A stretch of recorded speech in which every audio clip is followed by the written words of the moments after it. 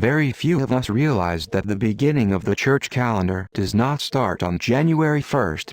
Actually, our church calendar begins on September 1st. In our daily living, however, with our friends and neighbors and our society, our year begins on January 1st. This is a very important date in our church since it marks the feast day of one of our greatest saints, St. Basil the Great. St. Basil was born in the year 330 AD in the city of Caesarea, Asia Minor. He was one of 6 children who all became saints in our church. His brothers and sister became priests, bishops, and nuns. His parents were very devoted to the faith and gave their children a great spiritual heritage which they cultivated in their lifetime. The family of St. Basil was the greatest Christian family of the 4th century. St. Basil studied in Constantinople and Athens. He studied with his best friend, St. Gregory, in the cultural centers of the world. St. Basil was one of the greatest writers and speakers of the Christian Church. Although his fame was spread over the entire Christian world of his day, he returned to his own hometown and was ordained Bishop of Caesarea on June 14, 370 AD. St. Basil was an authority on the monastic life.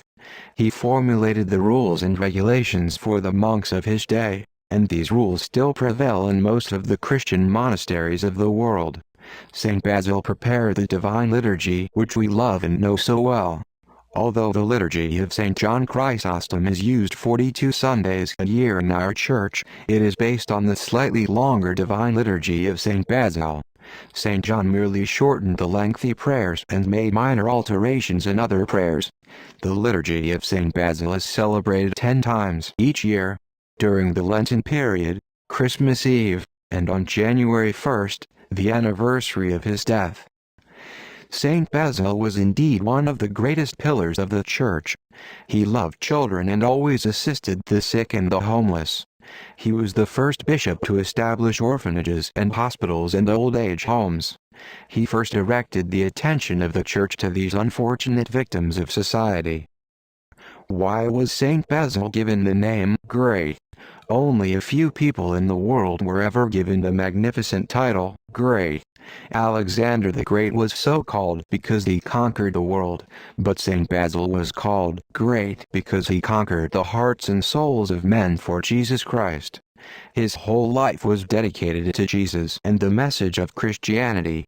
He had the humility of Moses, the zeal of Elijah, the piety of Peter, the eloquence of John the theologian, and the dedication of Paul. He died in the Lord on January 1, 379 AD.